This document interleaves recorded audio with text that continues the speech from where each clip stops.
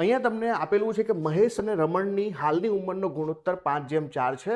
3 વર્ષ પછી આ ગુણોત્તર 11:9 થાય તો રમણની હાલની ઉંમર કેટલી? હવે ગમે ત્યારે બે વ્યક્તિઓ આપે, એમની ઉંમરનો ગુણોત્તર આપે તો હંમેશા યાદ રાખવાનું કે બંનેની ઉંમર વચ્ચેનો તફાવત જે છે જિંદગીભર સમાન રહેશે. એ 5 વર્ષ પછી હોય, પહેલા હોય, બરાબર, તફાવત હંમેશા સરખો રહેશે. અને આ જ કોન્સેપ્ટનો ઉપયોગ કરીને આપણે આ દાખલો ગણીશું કે પહેલા જે છે તમારે ગુણોત્તર આપેલો છે 5:4 અને કેટલા વર્ષ પછી? તો 3 વર્ષ પછીનો ગુણોત્તર તમને આપેલો છે 11:9. હવે આ બંને વચ્ચેનો ડિફરન્સ કેટલો છે? 1 છે.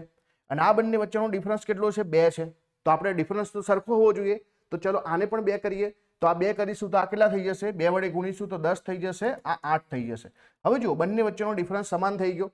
હવે જ્યારે 10 થી 11 જઈએ છે તો 1 યુનિટનો વધારો છે. 8 થી 9 જઈએ તો પણ 1 યુનિટનો વધારો છે, પણ વર્ષમાં આ 3 છે.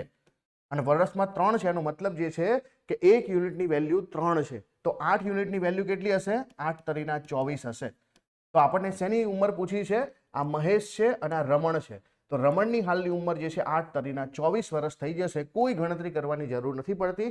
જો તમને રેશિયો મેથડ કમ્પ્લીટ આવડતી હોય તો આવી રીતે કરી શકો. ડિફરન્સ સરખો કરી દેવાનો, કેમ કે બે વ્યક્તિઓ જીવનભર હંમેશા એમનો ઉંમરનો તફાવત જે છે સરખો જ રહેશે, એ બદલાશે નહીં.